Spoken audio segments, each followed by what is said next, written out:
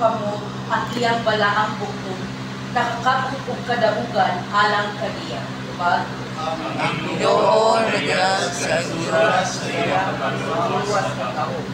Ang Ginoo nagpahibalo sa iyang paluwasan. Sa atubangan sa kanasuran, iyang ipadayag ang iyang kakao.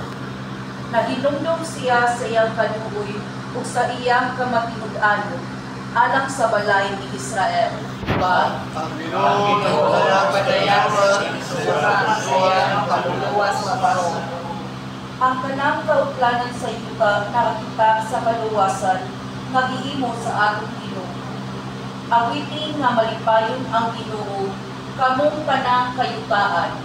Sikit kamo sa pag-awit, awita ang pagday. Diba? Ang Ginoo nagpadayag sa iyang paluwas sa taon.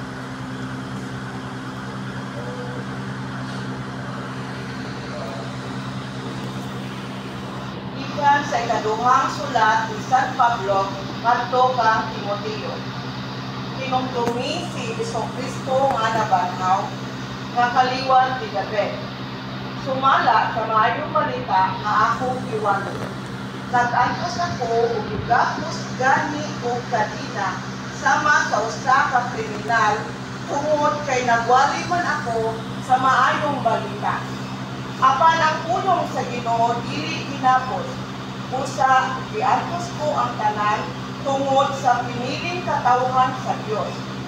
Aron makabatok usab sila sa kaluwasan nga anaa kang Kristo Jesus, inubanan sa mahimayaong dayon. Matud gayud ang ingon, kung namatay kita uban kaniya, nabanhaw usab kita uban kaniya. Kung mulawutay kita, maghari usab kita uban kaniya. Kung ilimot ta siya, ilimot usab kita niya. Kung kita dili magmatinumanon, magpabilin siya matinumanon. Kung matinud-anon man siya, ang pulong sa Ginoo. Salamat sa Diyos.